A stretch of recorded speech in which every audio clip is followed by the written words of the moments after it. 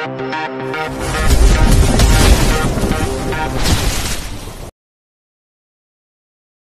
109-110. Gairah sang CEO dingin. Anggun masih tidak percaya dengan apa yang dia lihat sekarang, hal yang selama ini dia dan suaminya nantikan akhirnya Allah memberi kepercayaan kepadanya. Terima kasih ya Allah, Engkau telah mengabulkan doa hamba. Ini akan menjadi kado terindah buat Mas Fandi. Menangis haru. Anggun memasukkan tes pack itu ke dalam sebuah amplop. Anggun berencana akan mengasih tahu suaminya pas pulang dari luar kota nanti, dan itu juga bertepatan dengan hari ulang tahun suaminya. Anggun berjalan menuju walk-in closet untuk mengganti pakaiannya dan bersiap untuk pergi ke kantor. Selesai berganti pakaian, Anggun memakai make up tipis dan mengoleskan lipstik ke bibirnya. Setelah semuanya selesai, Anggun berjalan ke bawah dengan menuruni tangga. Pagi Bik. Pagi. Nona mau sarapan sama apa pagi ini? Anggun mau makan pakai nasi goreng Bik. Tunggu ya Non, Bibik buatkan dulu. Makasih ya Bik. Sambil menunggu nasi gorengnya jadi, Anggun mencoba menghubungi suaminya. Tak berapa lama teleponnya pun tersambung. Halo. Assalamualaikum Mas. Waalaikumsalam sayang, suara bangun tidur. Mas baru bangun ya?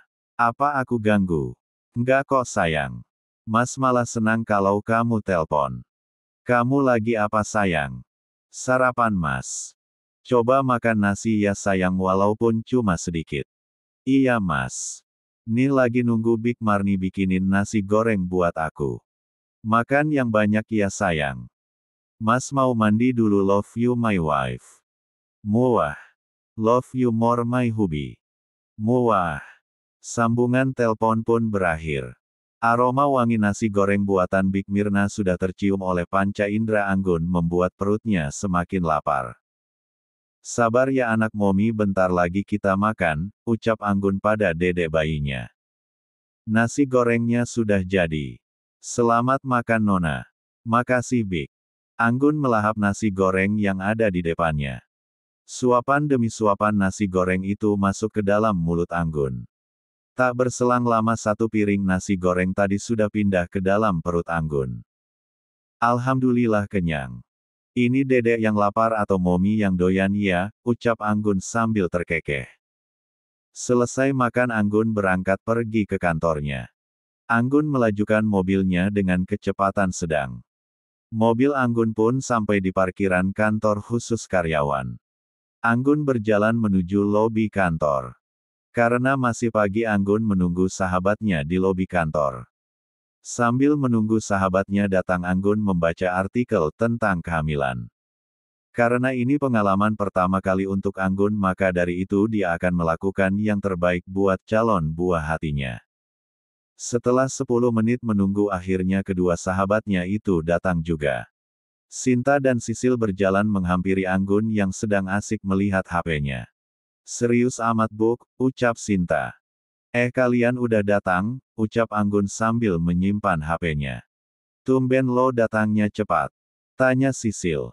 Mungkin bawaan dedek bayi Sil, jawab Anggun. Apa? Dedek bayi? Kata Sisil dan Sinta barengan. Anggun menganggukkan kepalanya. Maksud lo? Sekarang lo lagi hamil? Tanya Sinta. Iya Sin, masa tetangga gue. Serius Nggun, lo sedang hamidun sekarang? Tanya Sinta masih nggak percaya. Serius Sin, masa gue bohong? Jawab Anggun. Sinta dan Sisil pun memeluk Anggun dengan senang hati. Anggun membalas pelukan sahabatnya. Selamat ya kesayangan aku, kata Sinta. Makasih ya sayangnya aku, balas Anggun. Fandi udah tahu belum Gun? Tanya Sisil. Belum Sil. Rencana ya aku mau kasih tahu tepat di hari ulang tahunnya, jawab Anggun. Biar jadi surprise ya, kata Sinta. Iya, biar jadi kado terindah juga buat dia nanti, kata Anggun. Sisil melihat jam tangannya, sudah jam 8:05. Mereka pun memutuskan untuk pergi ke ruang kerja mereka. Sepanjang jalan karyawan membungkukkan badan memberi hormat pada Anggun. Itu sudah menjadi hal yang biasa mereka lakukan, tapi tetap saja membuat Anggun risih. Anggun dan kedua sahabatnya sampai di ruang kerja. Mereka pun berjalan ke meja kerja mereka dan mulai bekerja. Di kota J. Setelah mendapatkan telepon dari istrinya tadi, Fandi langsung mandi dan bersiap untuk pergi melihat proyek pembangunan hotel di kota itu. Aldi sudah menunggu di depan pintu kamar hotel Fandi. Tak berapa lama Fandi keluar dari kamar hotelnya. Aldi yang melihat wajah Fandi beda pagi ini. Lo sakit, Van? Gue sehat. Kenapa Iyo nanya gitu? Abis gue lihat Iyo dari tadi senyum-senyum kayak orang gile. Kletak. Fandi memukul kepala Aldi dengan koran yang dia bawa. Au, kenapa lo pukul kepala gue? Lo seharusnya bersyukur karena gue mukul lo. Cek. Kalau orang bersyukur itu dapat berkah. Bukan musibah. Lo dapat pukulan dari gue itu juga dapat berkah, Al. Berkah kepala lo. Hahaha, yuk jalan. Apa lo bahagia karena berjauhan dari istri Iyo? Kletak. Satu pukulan mendarat lagi di kepala Aldi dan itu lebih kuat dari yang tadi. Lo kenapa sih, Van, mukul kepala gue mulu? Makanya kalau ngomong itu dipikir dulu. Kalau bukan karena itu terus kenapa lo senyum-senyum gak jelas kayak tadi? Gue juga nggak tahu, Al. Sejak gue dapat telepon dari istri gue tadi entah kenapa rasanya gue senang dan bahagia banget. Pantesan senyum-senyum begitu, tapi Sinta kok nggak ada hubungi gue ya, Van? Mungkin Sinta udah lupa sama lo kali. Sialan teman nggak ada akhlak lo. Bukannya menghibur gue malah bikin sakit hati gue. Hahaha, bercanda, Al. Lagian mana bisa Sinta lupa sama lo? Apalagi status kalian sudah bertunangan. Ya udah yuk jalan, entar nggak nyampe-nyampe lagi ke tempat proyek. Fandi dan Aldi pun melanjutkan perjalanan mereka. Sebelum ke proyek mereka sarapan dulu di restoran hotel. Fandi dan Aldi memesan makanan untuk sarapan pagi mereka. Al, apa kepulangan kita nggak bisa dipercepat menjadi nanti sore gitu? Kenapa? Apa lo udah kangen sama istri lo? Iya. Entah kenapa pengen banget meluk dia sekarang. Sabar, kalau kerjaan di sini cepat selesai kita juga bisa cepat kembali ke Jakarta. Pesanan mereka pun datang. Fandi dan Aldi pun menyantap hidangan yang sudah mereka pesan tadi.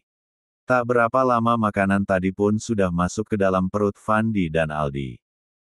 Fandi membayar bil yang diberikan pelayan restoran. Setelah membayar bilnya, Fandi dan Aldi keluar dari restoran. Saat mau keluar restoran ada seorang wanita yang membawa jus dan menabrak Fandi. Sit, umpat Fandi. Fandi melihat jas sudah kotor karena terkena tumpahan jus tersebut. Wanita itu pun berusaha membersihkan jas Fandi. Saat wanita itu mau menyentuh jas Fandi dengan tangannya, dengan cepat Fandi menepis tangan wanita itu. Jangan coba-coba cari kesempatan untuk menyentuh saya, ucap Fandi. Fandi dan Aldi pun pergi meninggalkan wanita itu. Sebelum pergi Fandi membuang jasnya ke dalam tong sampah. Sampai di dalam mobil. Brongsek tuh cewek. Berani-beraninya dia pakai trik murahan gitu, umpat Fandi. Aldi yang mendengar umpatan Fandi hanya tersenyum geli. Aldi tahu Fandi memang tidak suka sentuh wanita selain istrinya. Kenapa Iyo ketawa gitu? Lo ngeledek gue. Abis lucu, Van. Lucu kepala lo. Cepat cariin gue jas baru. Siap, bos. Mobil Fandi pun melaju meninggalkan hotel. Chapter 110. Setelah mengganti jasnya dengan yang baru, Fandi dan Aldi pun pergi ke tempat proyek pembangunan hotel miliknya. Mereka pun sampai di tempat proyek. Selamat pagi Tuan, sapa Antoni sang mandor. Fandi cuma membalas dengan menganggukkan kepalanya. Antoni membawa Fandi dan Aldi melihat bangunan hotel yang sudah hampir selesai dan diperkirakan kalau tidak ada kendala dalam waktu 2 bulan sudah rampung. Fandi sangat senang dengan hasil kerja para tukang Pak Antoni. Setelah selesai melihat-lihat Fandi, Aldi dan Antoni duduk di bawah pohon rindang dekat lokasi proyek. Saya dengar Tuan sudah menikah. Tanya Anthony. Iya, saya sudah menikah 2 bulan yang lalu, jawab Fandi. Selamat ya Tuan, semoga pernikahannya langgeng dan cepat diberi momongan. Terima kasih ucapan dan doanya Pak Anton. Mereka pun mengobrol masalah proyek dan Pak Anton bercerita tentang kehidupan keluarganya. Fandi dan Aldi pun mendengarkan dengan baik karena ada pelajaran baik yang bisa mereka ambil dari cerita Pak Anton itu. Karena keasikan bercerita mereka jadi lupa waktu. Hari sudah siang, kami pamit dulu Pak, ucap Aldi. Apa nggak sebaiknya Tuan makan siang di sini? Istri saya sebentar lagi juga datang membawa makan siang untuk saya dan para tukang. Gimana Tuan? Ya udah deh Pak, kita ikut makan siang bareng kalian, ucap Fandi. Benar saja, tidak berapa lama istri Pak Anton datang membawa makan siang. Istri Pak Anton tidak datang sendiri, dia membawa kedua putri cantiknya. Ma, kenalkan ini Tuan Fandi, bosnya Papa. Fandi dan istri Pak Anton pun bersalaman dan diikuti oleh Aldi. Ini anaknya Ibu, tanya Fandi. Iya Tuan. Mia? Nia salam dulu sama Om, ucap istri Pak Anton. Kedua anak kecil itu pun bersalaman dengan Fandi dan Aldi. Mereka pun menikmati makan siang di bawah pohon rindang. Perusahaan Dwi Pangga Group. Anggun sedang makan siang bersama sahabatnya di restoran seberang kantor. Anggun memesan steak 2 porsi, Sinta dan Sisil kaget mendengar Anggun memesan 2 porsi sekaligus. Bumil mah bebas. Mau makan berapa porsi pun muat-muat aja, ucap Sinta. Iya dong. Nih mau makan menu yang lain lagi, kata Anggun. Serius Longgun?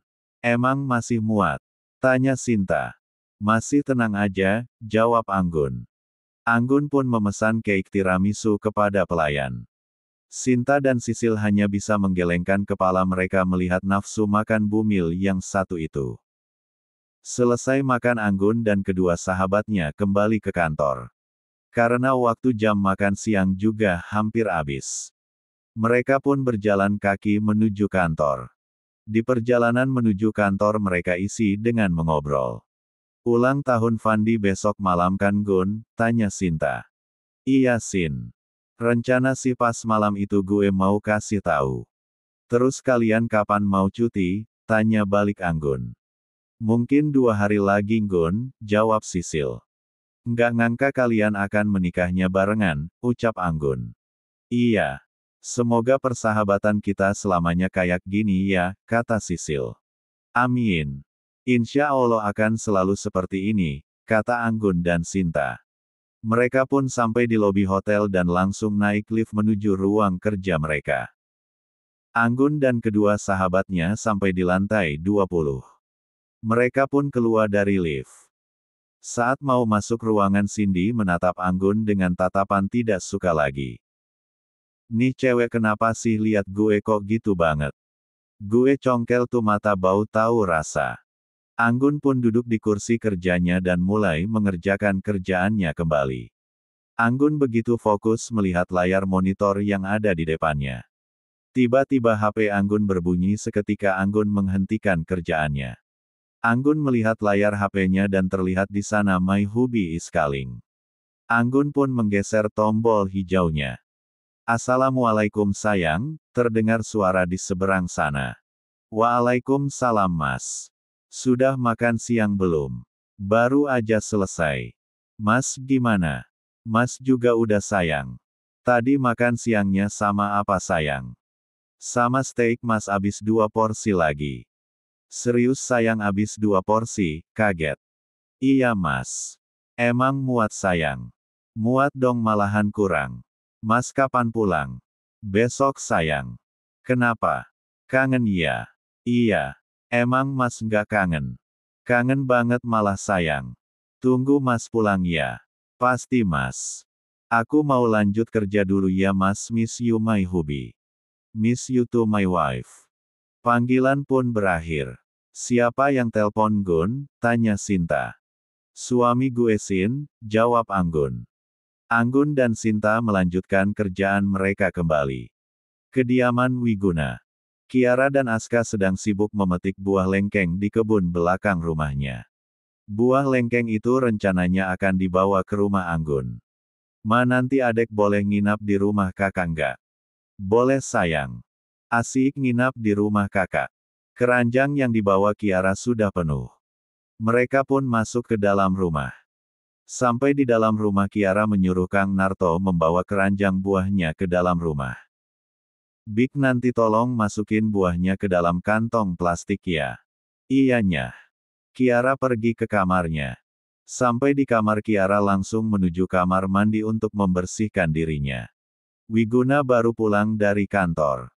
Ketika masuk ke dalam rumah Wiguna tidak melihat istri dan anaknya. Karena nggak ada orang Wiguna pun masuk ke dalam kamarnya.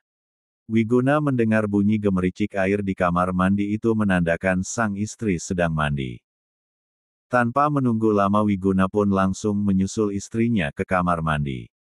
Betapa kagetnya Kiara melihat suaminya sudah berada di dalam kamar mandi. Papa.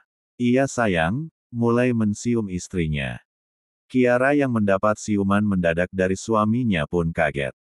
Acara mandi yang harusnya selesai dalam waktu 15 menit menjadi 1 jam gara-gara ulah suaminya itu dan membuat Kiara sangat kesal. Papa itu kalau udah main pasti lupa waktu, kesal Kiara. Salah sendiri kenapa bikin papa candu. Papanya aja yang mesum. Mosum sama istri sendiri nggak apa-apa kan. Buruan pakai bajunya. Setelah itu antarin mama ke rumah Anggun. Siap ratuku. Wiguna pun memakai bajunya dan siap mengantarkan istri dan putranya ke rumah putri tercintanya. Wiguna, istri dan anaknya siap berangkat ke rumah putri mereka. Wiguna melajukan mobilnya menuju kediaman putri tercinta.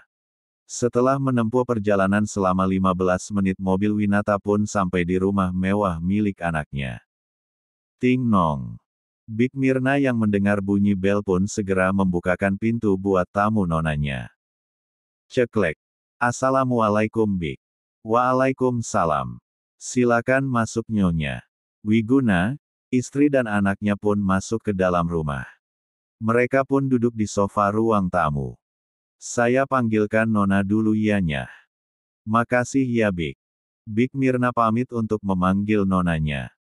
Tak berselang lama Anggun pun turun dan menemui keluarganya.